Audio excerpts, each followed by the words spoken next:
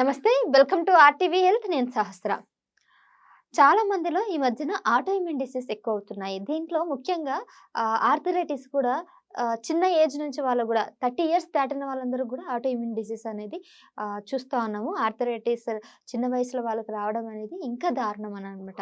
అప్పట్లో 50 ఏళ్ళు దాటిన వాళ్ళందరికీ కూడా ఈ కీళ్ళవాతాలొచ్చి ఇబ్బంది పడుతుండేవారు. కానీ ఇప్పుడు మాత్రం 30 ఏళ్ళు దాటిన వాళ్ళు ముఖ్యంగా మహిళలందరూ కూడా ఈ సమస్యను ఎదుర్కొంటున్నారు. ఆటో ఇమ్యూన్ డిసీజ్‌లో ప్రముఖంగా మహిళలు ఎక్కువ గురి కావడానికి గల కారణాలేంటో తెలుసుకుందాం. అంతేకాకుండా ఈ మధ్యన ఒబెసిటీ వల్ల కూడా ఈ బోన్స్ అంటే బొక్కలు అరుగుదల గూడా కనబడుతుందని అంటున్నారు. మరి అది ఎంతవరకు నిజం? ఈ అంశాలన్నీ చెప్పడానికి మనతో పాటు డాక్టర్ పవన్ గారున్నారు. MPT orthopedics. మరి డాక్టర్ పవన్ గారిని అడిగి ఈ విషయాలు తెలుసుకుందాం. నమస్తే డాక్టర్. నమస్కారం.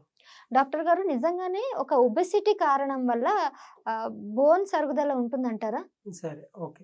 ఒబెసిటీ వల్ల అని గాదు గానీ, మోస్ట్ ఆఫ్ ది మీరు టాపిక్ ఎత్తుకోవడమే ఆటో ఇమ్యూన్ డిసీజ్ గురించి చెప్పారు. Which is a main thing అనమాట. అంటే హ్మ్. ఈ మధ్య కాలంలో ఎక్కువ అవ్వడానికి కారణం ఏంటంటే, ఫర్ ఎగ్జాంపుల్ ఇప్పుడు ఎక్కువ అవేర్‌నెస్ అవ్వడానికి కూడా మన మోస్ట్ ఆఫ్ ది అంటే టాప్ మోస్ట్ సెలబ్రిటీ అయిన సమంత హ్మ్. ఆమె బయటకొచ్చి చెప్పుకుందనమాట. హ్మ్. ఐయామ్ సఫరింగ్ విత్ మయోసైటిస్ అనే డిసీజ్ నుంచి సఫర్ అయితున్నానని చెప్పింది.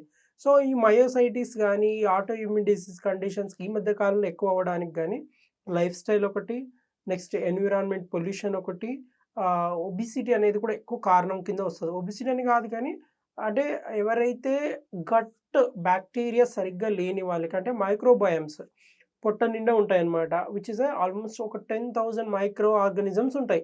ఒక 10,000 పురుగులున్నాయా అంటే తెలీదు కడుపులో చాలా మందికి. హ్మ్. బట్ అవి ఏంటి డైజెషన్‌కి హెల్ప్ చేస్తది. అంటే హ్మ్.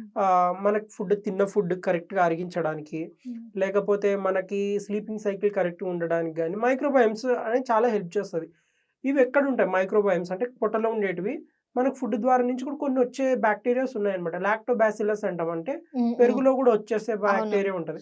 సో, అలా మనం తీసుకునే ఫుడ్స్‌లో కూడా చాలా వాటిలో బ్యాక్టీరియాస్ ఇట్లా ఉంటాయి ఎంజైమ్స్ విచ్ హెల్ప్‌ఫుల్ అనమాట. డైరీలో కూడా చాలా ఉంటాయన్నమాట. హ్మ్. సో, ఎంజైమ్స్ అవేం చేస్తాయంటే మన ఫుడ్‌ని బాగా మెటబాలిజం మంచిగా చేసేసి మనకు డిసీజ్ రాకుండా ఆపుతదనమాట. సో, ఈ గట్ మైక్రోబయామ్స్ అంటే మైక్రోబయామ్స్ ఎవరిలో లేవో యూఎస్‌లో కొన్ని చోట్ల చాలా మంది ట్రీట్మెంట్ ఉందనమాట. Microbiome transplantation. హ్మ్. నాకు తెలిసినంత వరకు if I am right or wrong Samantha గూడా she took the treatment microbiome transplantation అంటే ఆ! ఒక మంచి పురుగులున్న వ్యక్తిలో అవి తీసేసి మన దాంట్లోకి కడుపులో ఇంజెక్ట్ చేస్తారనమాట. ఆ! సో, మన దాంట్లో పంపియడం అనమాట. అంటే ఆ! అట్లా చేయడం వల్ల ఏమైతదంటే ఎన్నో రోజులు చనిపోయిన ఆ మైక్రో ఆర్గానిజం నేను చెప్పాను కదా! 10,000 మైక్రో ఆర్గానిజమ్స్ చనిపోయినాయన్నమాట. ఆ! సో, ఇట్లా చనిపోవడానికి రీజన్స్ ఏం చెప్పాను? ఫుడ్డు లేకపోతే ఎన్విరాన్మెంట్‌లో పొల్యూషన్. అలా చనిపోతే మన డైజెషన్ సిస్టమ్ ఇబ్బంది పడతదా? ఇబ్బంది పడతది. ఇది హ్మ్. కరెక్ట్. హ్మ్. సో, అట్లాంటప్పుడు గూడా అంటే దానివల్ల ఏమైతది నిద్ర సరిగ్గా రాకపోవడము, డైజెషన్ ఇంప్రూవ్ కాకపోవడం ఇవన్నీ జరుగుతాయి. ఎప్పుడైతే ప్రాపర్ స్లీప్ లేదో మన బాడీ సెల్స్ అనేటివి రిపేర్ జరగదు. మన బాడీలో నిమిషం నిమిషంకి కొన్ని లక్షల సెల్స్ రిపేర్ జరుగుతూనే ఉంటాయన్నమాట. సెల్స్ అంటామన్నమాట. ఆ సెల్స్ న్యూక్లియస్ ఇవన్నీ ఆ డివిజన్ ఎప్పుడైతే జరగదో లేకపోతే ఆగిపోవడము, లేకపోతే ఇర్రెగ్యులర్ అంటే సరిగ్గా జరగకపోవడం వల్ల కూడా మన బాడీలో ఆటో ఇమ్యూన్ డిసీజెస్ తయారైతాయన్నమాట. సో, ఎప్పుడు ఎక్కువైతది ఆటో ఇమ్యూన్ డిసీజ్ అంటే ఒక్కసారి మనం ఎక్కువ ఎన్విరాన్మెంట్‌కి పొల్యూషన్‌కి అటాచ్ అయ్యి ఉందాం అనుకుందాం.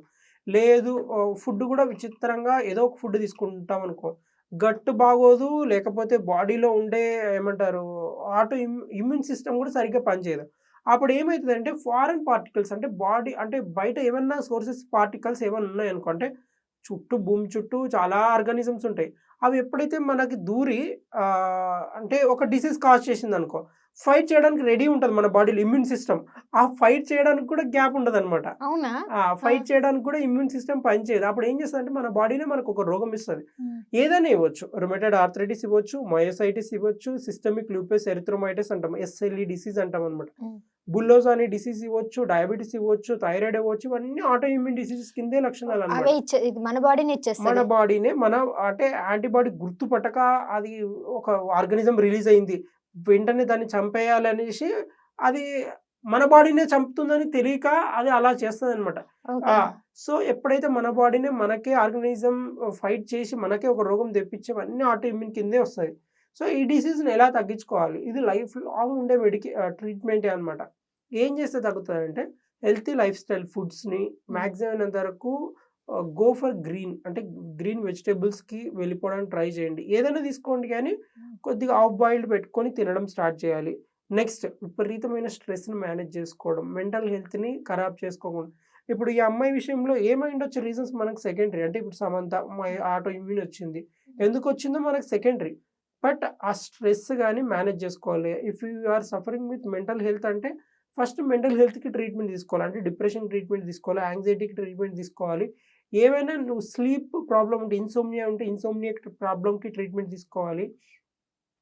నువ్వు ఎప్పుడైతే వీటన్నిటికి ట్రీట్మెంట్ తీసుకుంటుంటూ ఫుడ్ మంచిగా తీసుకుంటే నీ హెల్త్ డిసీజ్ అనేది కొద్దిగా మెరుగుపడతదనమాట. హ్మ్. సో, ఇవి కాకుండా వీళ్ళ గురించి సెపరేట్‌గా చూసే డాక్టర్ కూడా ఒకరుంటారనమాట. ఆటో ఇమ్యూన్ డిసీజెస్‌కి సెపరేట్‌గా. నేను ఇందాక షోల్డర్ గురించి మాట్లాడుతూ షోల్డర్‌కి మనం స్పెషల్‌గా ఎళ్తేనే బావుంటది. హ్మ్. డెలికేట్ షోల్డర్ నర్వ్స్ ఉండడం వల్ల అన్నాం గదా! హ్మ్. సో, ఈ ఆటో ఇమ్యూన్ డిసీజ్ కేసెస్ కూడా రుమటాలజిస్ట్ అనే ఒక ఆయన ఉంటారనమాట. ఆయనే చూస్తారు. హ్మ్. సో, ఈ ఆటో ఇమ్యూన్ డిసీజెస్‌కి. ఆయన ఏమంటారంటే ఒకటే అంటారు. లైఫ్ లాంగ్ మీరు మెడికేషన్స్ వాడాల్సిందే. ఫిక్స్ మీకు ఆప్షన్ లేదంటారు. బట్ మనం ఏం చేయాలి? ఆయన చెప్పినట్టు ఆ మెడికేషన్స్ తీసుకుంటూ స్ట్రెంత్ ట్రైనింగ్ స్టార్ట్ చేయాలి.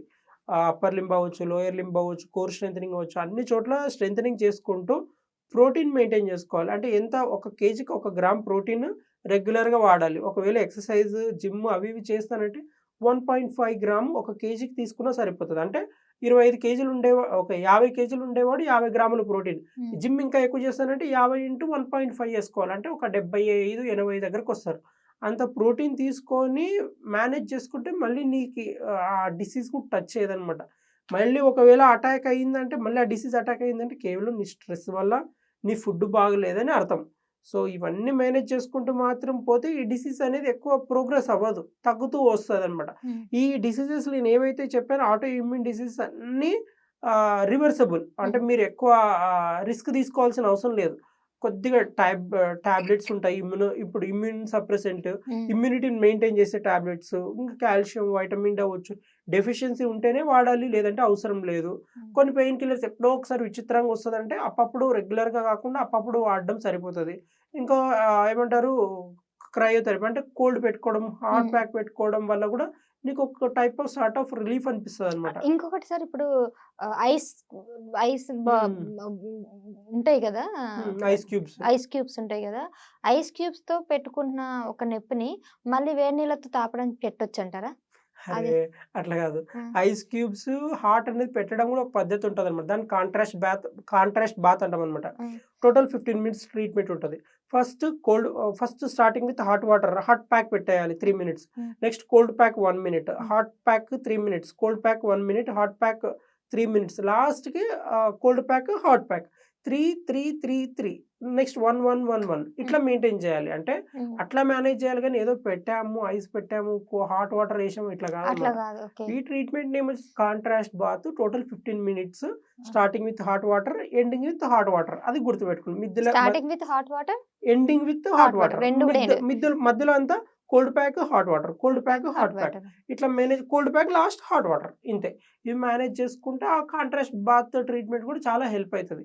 ఇప్పుడు ఆటో ఇమ్యూన్ డిసీజ్ అంటే ఒక చోట రావన్నమాట. ఈ జాయింట్, ఈ జాయింట్, ఈ జాయింట్, ఈ జాయింట్ అన్ని చోట్ల వస్తాయి కాబట్టి మేనేజ్ చేసుకోవాలి. Healthy life style long journey చూసుకోవాలి. నాకు లైఫ్‌లో ఇంకోసారి రోగం రావద్దు అంటే లైఫ్ స్టైల్ మోడిఫికేషన్స్‌కి వెళ్ళిపోవడం ది బెస్ట్. లేదు సివియర్ అయినా మళ్ళీ రుమటాలజిస్ట్ టాబ్లెట్ కంపల్సరీ వాడాలి. హ్మ్. ఆయన ఇచ్చే ఇమ్యూనో సప్రెసెంట్స్ వాడుతూ ఈ ఫుడ్ తీసుకుంటూ ఉంటేనే కొన్ని రోజులు తగ్గిన తర్వాత ఆయన టాబ్లెట్లు ఆపేయొచ్చు. లేదు అంటే మాత్రం ఇక్కడ పుచ్చు పడతది. ఇక్కడ ఒక సర్జరీ, ఇక్కడ పుచ్చు పడతది. ఇక్కడ ఒక సర్జరీ, ఇక్కడ ఒక పుచ్చు పడతది. ఇక్కడ ఒక సర్జరీ. హుహు. ఇక్కడ ఒక డాక్టర్ గురువారెడ్డి సన్‌షైన్ హాస్పిటల్. ఆయన అవునవును. అందరికి సర్జరీలు చేసినాడు. హ్మ్. ఒక పేషెంట్‌ని ఆమెను నడిపించిండు. ఇక్కడ రాడ్స్ పెట్టారు, ఇక్కడ రాడ్స్ పెట్టారు, హ్మ్. ఇక్కడ రాడ్స్ పెట్టారు, ఇక్కడ రాడ్స్ పెట్టారు. ఆ పేషెంట్ ఇట్లా అంటే ఆయన ఏం చూపియగలుగుతున్నాడంటే హ్మ్. ఆపరేషన్ చేసుకున్నారు. మీరు కూడా రండి అందరూ మళ్ళీ వచ్చి ఆపరేషన్ చేసుకోండి అంటున్నారే గాని కానీ అసలు ఆపరేషన్ లేకుండా లేకుండా ట్రీట్మెంట్ చేస్తానని చెప్పట్లేరు. ధైర్యం చెప్తున్నాడు. ఆయన వర్షన్ కరెక్టే. ఒక పరంగా కరెక్ట్ తీసుకుందాం. ఏంటి ఆయనొచ్చి ఆపరేషన్ జేసుకోండి. బాధపడకుండా అట్లే ఇట్లా చొచ్చుబడిపోయుంటాయి వాళ్ళకి. హ్మ్. సో, ఇప్పుడు ఆ ఎక్సర్‌సైజ్‌లంటే అందరూ అన్నీ వింటారు గానీ ఏమంటారు ఎక్సర్‌సైజ్‌లు చేయాలంటే బద్ధకం. హ్మ్. అవి చేయరు కాబట్టి ఇట్లా వాళ్ళు. ఇప్పుడు సమంత డైలీ ఎక్సర్‌సైజ్ చేస్తది. ఆమె ఒక్కసారి నీకు భర్త ముఖ్యమా, ఎక్సర్సైజ్ ముఖ్యమా అంటే ఆమె ఎక్సర్సైజ్ ఎక్సర్సైజే ఏమో అంటదనమాట. అవును. మొన్న ఒక వీడియో వైరల్ అయింది. ఆమె పోస్ట్ కూడా చేసుకుందనమాట. జిమ్మే నాకు ఇల్లు, అత్త అన్నీ అంటదనమాట. హ్మ్. సో, ఆ కండిషన్‌కి వాళ్ళకి అదే ఉండాల. ఇప్పుడు మిగతా వాళ్ళు అలా ఉంటారా? ఆమె అదే. అంటే హీరోయిన్ మెయింటైన్ చేసుకోవాలి. ఫుడ్ అవి ఇవి తీసుకోవాలి. మిగతా వాళ్ళు హీరోయిన్‌లాగా ఫీల్ అయ్యి వాళ్ళు చేసుకున్నా కూడా ఆ డిసీజ్ మళ్ళీ ఇంకోసారి రాదు. లేదంటే సర్జరీ ఇక్కడొక రాడ్, ఇక్కడొక రాడ్, ఇక్కడొక రాడ్, ఇక్కడొక రాడ్ పట్టుకొని రాడ్లు పెట్టుకొని తిరుక్కుంటూ వెళ్ళాలి. ఎముకలున్నాయా? రాడ్లున్నాయా? అర్థం కాదు బాడీలో. సో, ఇలా అమ్మో! చాలా డేంజరస్ కూడా. మాక్సిమం అందరూ లైఫ్ స్టైల్ మార్చుకోండి చాలు. Right sir. Thank you. So, life style మార్చుకుంటే గనక మనకొచ్చే ఏ ప్రాబ్లమ్ అయినా ఈజీగా సాల్వ్ చేసుకోవచ్చు. అది ఆటో ఇమ్యూన్ డిసీజ్ అయినా, ఒబెసిటీ అయినా, లేదంటే ఇంకా ఇతర చిన్న చిన్న, ఎందుకంటే ఇప్పుడు లైఫ్ స్టైల్ వలన మనకి ఎక్కువ జబ్బులొస్తున్నాయి. పాతకాలంలో ఒక జబ్బులు వస్తే ఇప్పుడు అన్ని కొత్త రకమైన జబ్బులొస్తాయని రీసెంట్‌గా ఒక డాక్టర్ చెప్పారు. మరి అలానే ఈ కొత్త రకమైన జబ్బుల్ని మార్చుకోవాలి, తగ్గించుకోవాలనుకుంటే మన లైఫ్ స్టైల్‌ని మార్చుకుంటే అన్నిటికి ప్రాబ్లమ్స్‌కి సాల్వ్ అని తెలుస్తుంది. Thank you so much sir. మరో అంశంతో మళ్ళీ థాంక్ కలుద్దాం. యూ.